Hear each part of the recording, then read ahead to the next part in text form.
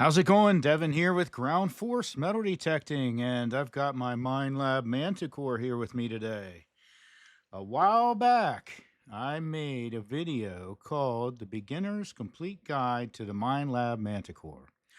Well, there were some technical difficulties that I didn't really realize at the time, but turns out that the Manticore's magnetic field is so powerful that it interfered with the electronics of the microphone, causing like a real loud squealing once in a while throughout the video. So I'm remaking the video, and this is an all-new MINELAB Manticore complete guide, unscripted, just off the cuff. Here we go. Let's give it a shot.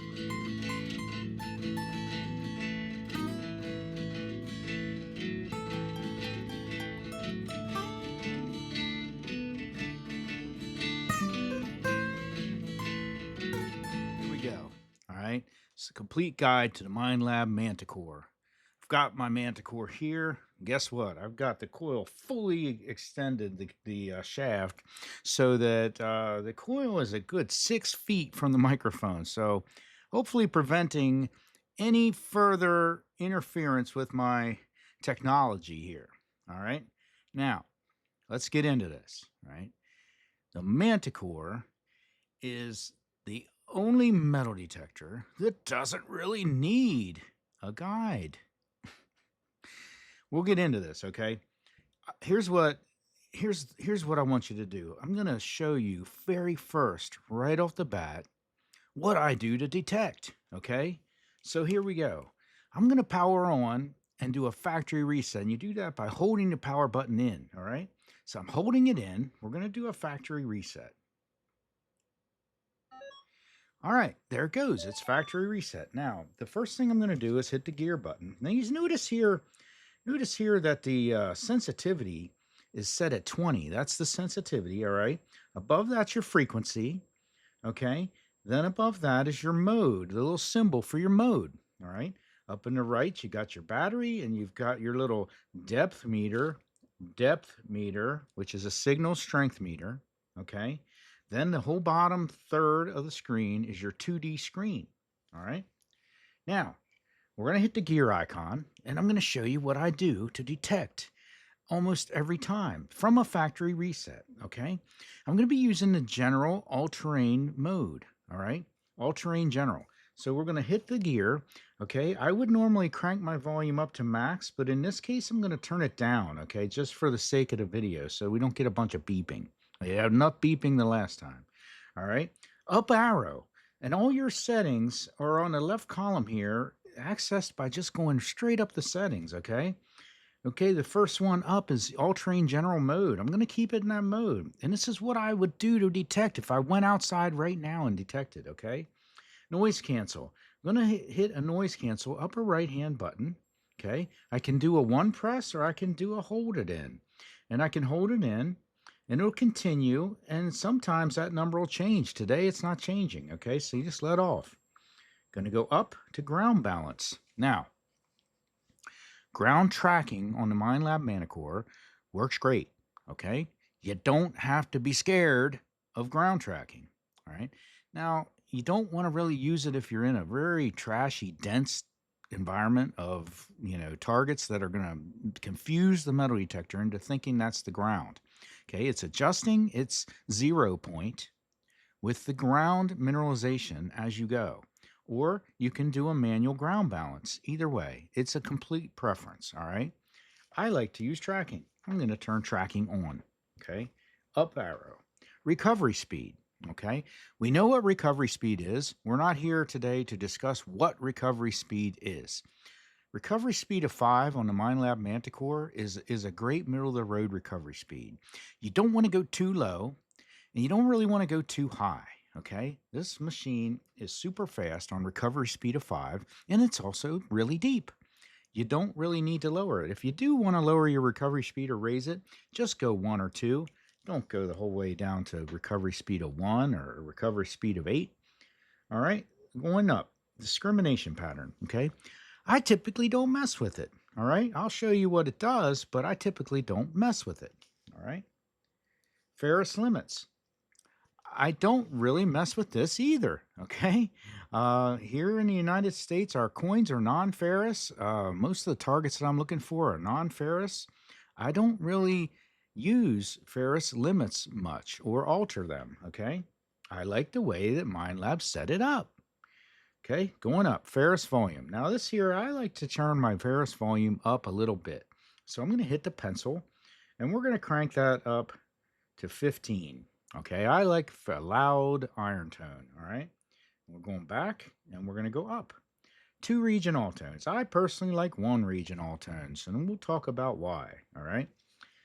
Uh, Audio theme. Okay, pick an audio theme that works for you and you prefer, and stick with it. Okay, stick with one audio theme. Choose one that's your audio theme every time you metal detect, because that's going to help train your ear and your brain to hear the targets and to differentiate one target from another, because you don't want to have sound that you're not used to and changing it all the time from one session to the next. All right, so mine is enhanced, and then you hit the pencil and you go down here and change your profile. You can go with simple, medium, or rich. Mine is rich. Okay, so I like enhanced, rich. All right, and we'll talk about what they do. Multi IQ, always. I don't think I've ever changed it from multi IQ. General settings. All right, the only thing I change in general settings is I'll go down here. Sometimes I'll use a flashlight if I'm doing at night, but ferrous indication, I like the red numbers. Okay, that's it. That is it. I didn't really notice that I did that in like 2 minutes, and that's with explaining some of the things. I can set that machine to how I detect from a factory reset in probably 30 seconds. Okay, now, do I use All Terrain General all the time? No, not all the time. I usually use it as a majority of the time on land. Okay. If I'm detecting at the beach, I use beach low conductor in the dry sand, and I use beach surf and seawater once beach low conductor starts to get a little noisy from the wet sand. All right. But I like beach low conductor everywhere I can get away with it. Okay. Sensitivity. Sensitivity, we're already detecting now, so I'm done with that demonstration. Sensitivity on the Manticore is one of the most important settings that you have here with this machine. All right, and here's why. All right, MineLab has a range of sensitivity from 1 to 35, except that from about 28 to 35, the machine becomes unstable and unusable. All right, so keep your sensitivity low on this machine. You're not going to lose depth. I promise you, you're not losing depth. All right. All you're doing by cranking up your sensitivity is opening yourself up to EMI and ground noise that you didn't have before. And you're going to make your machine go all kinds of crazy numbers and just sort of false targets, noise. You just make it susceptible. This thing is so sensitive on 35 that it's completely unstable. Start with 20, 22 maybe. The most I'll usually ever get up to is 25. If it's really quiet and I'm trying to find something maybe deep, I'll turn it up to 25. But usually, usually I'm at 22, okay? That is my default sensitivity, is about a 22. On land, okay? At the beach, my default sensitivity is about a 20. Okay, that's all the sensitivity you need. I promise you. I promise you. If you're having problems with this machine with noise, okay, factory reset and keep your sensitivity 2022. You will be amazed, okay, at what you still find, okay? All right, so let's get into this 2D screen, all right? Let's get into the meat and potatoes of this machine, right? The 2D screen. What the heck is a 2D screen? Well, here's the thing. We're ready to talk about the 2D screen, okay? The Manticore 2D screen tells you 3 things, okay? The conductivity of the target, or VDI, left to right, the ferrous property of the target, or likelihood it is to be iron, up and down, and the signal strength, which would be the boldness or faintness of the blurb, darkness or lightness of the blurb. You've got to notice I didn't say the shape of the target. That's because the 2D screen has nothing to do with the shape of the target. Okay, big, small can be inferred from a combination of the 2D screen and the sound, mainly the sound. But it does not tell you if that target is round or oblong or, oddly shaped. No, it's not telling you that. It's telling you those three things, and that's it. All right. You've got a center line, which is your non-ferrous line. Okay. A purely non-ferrous target will fall right on that center line. Okay. And from left to right on that center line would be your VDI of the target. Okay. It's going to be a tight little, if you got a pure target, it's going to be a tight little dot. And pure targets are small dots, no matter where they are on the screen. It's pure in VDI, and it's pure in ferrous property. The Manticore is telling you, I'm sure this is what you got. Okay. When you've got a tight little dot. Now, if you've got a blurb, right? Other metal detectors in the world, every other metal detector will see a target. Let's just say you've got a non-ferrous target and a MIG conductor touching there, and it sees it as one target. Okay. Other metal detectors, they're going to get multiple VDI readings, but the number on the screen is going to average the two and combine them together. And it's going to show you one target with an average VDI. The Manticore, the number does the same thing, but you've got the blurb. The blurb is telling you, hey, no, by the way, I'm seeing multiple VDIs here, right? That's why you get blurbs. You get a blurb left to right if it sees multiple VDIs. You get a blurb up and down if it says, hey, I'm getting non-ferrous, but I'm also getting ferrous property here. So, you got both. You've got both non-ferrous and ferrous property here. Now, why would that be? Because probably you've got oxide in the ground, or you've got a nail and it's too close of proximity for the detector to tell it's two targets. That's the nice thing about the Manticore. You see two targets, if it's picking up two targets and you get two dots, no other metal detector does that. Okay, no other metal detector can tell you on one beep that you've got two targets. But the Manticore can, because even though you got one beep, one number, you've got two dots. That's the nice thing, and that's what sets it apart. It's one of the things that sets it apart. That's how the 2D screen works. It does not tell you the shape of the target. Don't let anyone tell you, hey, that's a coin. It tells you if it's a coin. No, it doesn't. It tells you the VDI, ferrous property, and signal strength. Okay? Okay, continuing with this detector, let's talk about the modes. All right, you've got 5 land modes, 4 beach modes, and 1 gold mode. All right, your land modes being all-terrain, general, all-terrain fast, all-terrain low conductors, all-terrain high conductors, and all-terrain trash reject. Then your 4 beach modes are beach general, beach low conductors, beach deep, and beach surf and seawater. And then you've got gold mode, which is just 1. Now, here's the thing, and not everyone has gone into this, what I'm finding, but it's cool. In any mode, you can hit the pencil, and let's just go over to, I don't know, beach deep, okay? We're going to hit the pencil. Now, the first thing is you're going to see is you've got 3 lines here. You can make it your favorite mode right there. You can factory reset just that mode. Without factory resetting your whole machine, let's just say that this one mode, I don't know, I went in and did all kinds of stuff, and now I just want to reset it and start over. You can reset just the one mode, okay? And then you've got info, all right?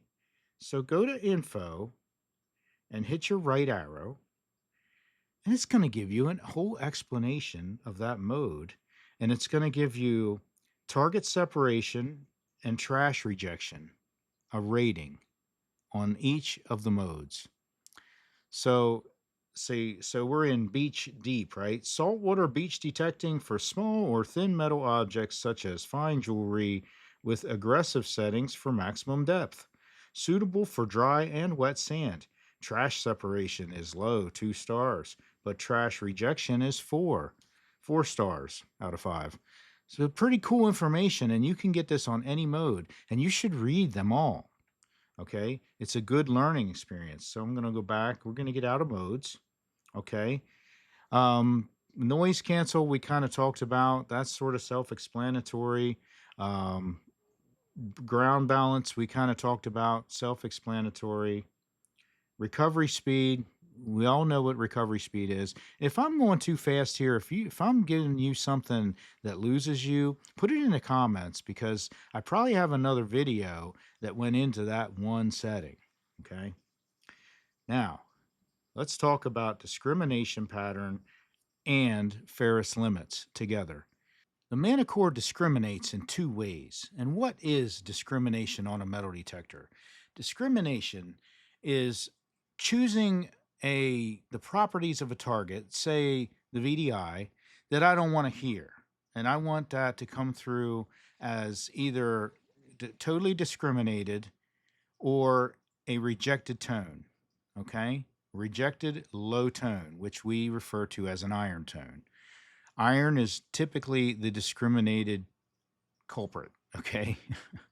The Manticore discriminates in 2 ways.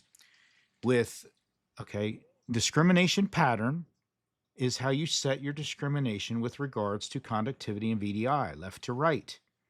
And all Ferris limits is your discrimination according to Ferris property, up and down discrimination. Okay. That's how you need to think of it. That's all as simple as it is. You are taking and making the gray areas on the 2D screen the shape of where discriminated targets will fall. Targets that fall in the shaded area will be discriminated. All right. If you have the machine in discrimination mode, not all metal, the little horseshoe, right? If you have it in discrimination, you will get a blip on this. You will still get a blip on the screen in the shaded area, but you will not get any number and you will not get any sound. You'll still get the blip on the screen.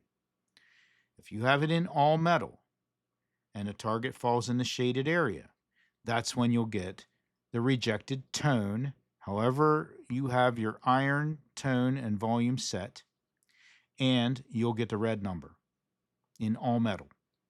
Okay.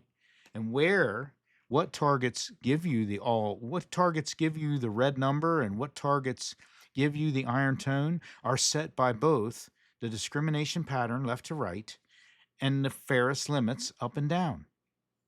That's it. You're just setting your discrimination. You're not making the metal detector detect anything different. You're just changing you want it to report to you on the same target. Okay. That's how the discrimination works. If you come up with any questions about discrimination patterns or Ferris limits, put them in the comments. I want to hear them. I'll make a particular video just based on your question. Okay. Moving on. The next one up is going to be Ferris tones. And this is where I set the volume. And if I go to the right with my arrow, I can set the pitch, the Ferris pitch of my rejected tone. Okay. The tone of something that I'm going to hear when a target falls in my shaded area and I'm on all metal mode. Okay. What about stabilizer? Stabilizer. Are you getting iron falsing? Are you getting nails coming up as good targets?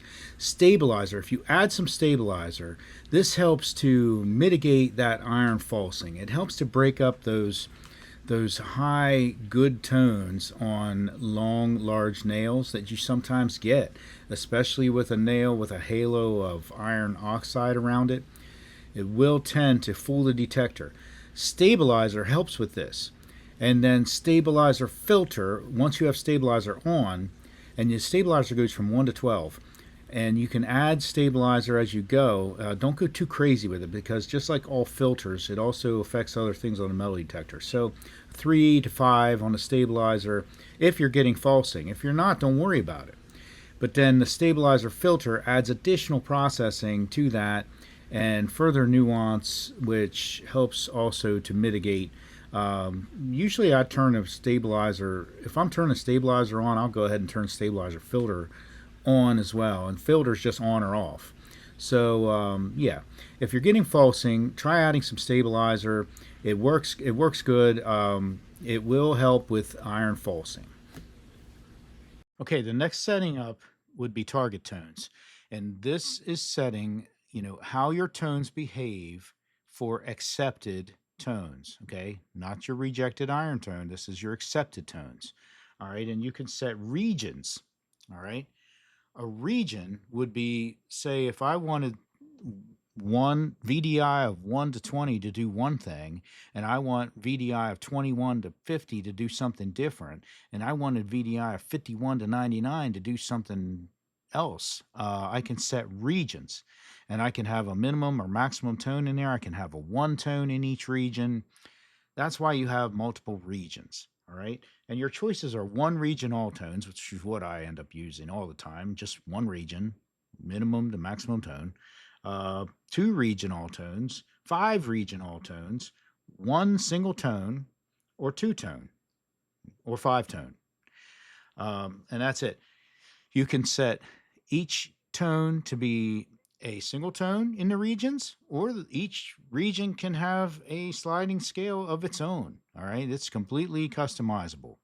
And for me to go through how to do that would take an entire video.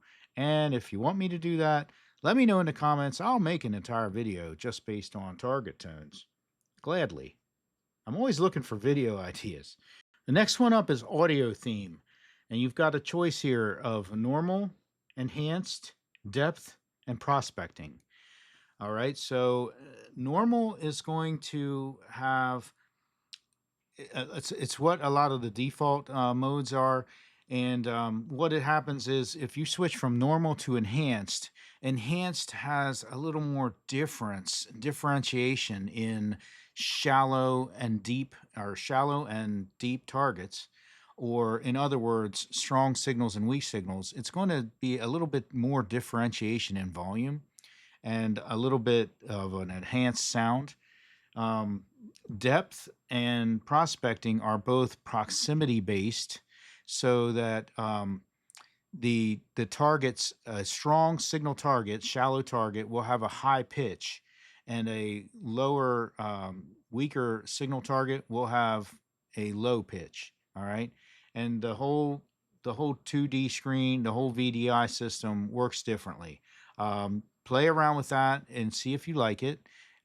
Definitely can't tell the VDI by the tone, okay, because you're pretty much you're inferring the depth of the target by the tone instead of the conductivity. All right. So on any of those, well, on normal, enhanced, and depth, you can hit the pencil and go down to profile, and you can change that profile from simple, medium, and enhance and rich. Okay, and that just changes the tonality of the sound. So I want you to play around with that. Like I said, all right, that's purely a personal preference. You have to learn it by experimentation. I can't really describe the difference. It's just three different profiles of sounds. All right, and prospecting mode doesn't have that, by the way. The next one up is going to be frequency. Run it in multi IQ all the time, okay? But you do have a choice. You can switch the MANTICORE to single frequencies. You have 5 kilohertz, 10, 15, 20, and 40, okay? Single frequency modes in frequency. But multi IQ, the most advanced multi frequency in the world, you have right there at your fingers. Use it. Then you go up, and we're in general settings now, and then you have to hit the gear. Okay. Now you got some pretty obvious ones here. I mean, I'm going to go into these. All right, English or whatever language you want. Okay, vibration on and off, lighting. Now, lighting's kind of cool here. Look at lighting. You can brighten or dim your display and your keypad separately, which is really nice. And then you have a flashlight with different brightnesses that shines a light out of the back of the controller on the coil for detecting at night. This is nice. Soft keys. All right. So you got three soft keys on the detector: your upper left, your upper right, and your right side. And you can set these to do shortcuts to different things. Okay, so your soft key choices, you've got different ones here. You can choose which soft key you want to adjust, and then you can have one be your favorite mode. You can have it change your search mode. You can use it for the flashlight. You can use it to change your display backlight. You can use it for a sensitivity boost. Okay, so you hit that button and it boosts your sensitivity by such and such. I forget by how much, and then you can switch it back quickly. Mute your speaker. Go to straight to recovery speed, straight to frequency. Clear your ID map. You can hit a button and clear your 2D screen. All metal, which is by default. Accept and reject, which is also by default, which I don't use that. You can have a noise cancel on the shortcut. Ground balance as a shortcut, and back to favorite mode. Ferrous indication. Okay, you can have red on all metal mode. You can have rejected tones show an entire red number or just a red underline. Okay. Reset. This is another place you can reset your factory reset. Okay. If you don't, like we said, there's a shortcut just pushing the holding the power button in. Underwater boost. Underwater boost just boosts the volume of the headphones for underwater detecting.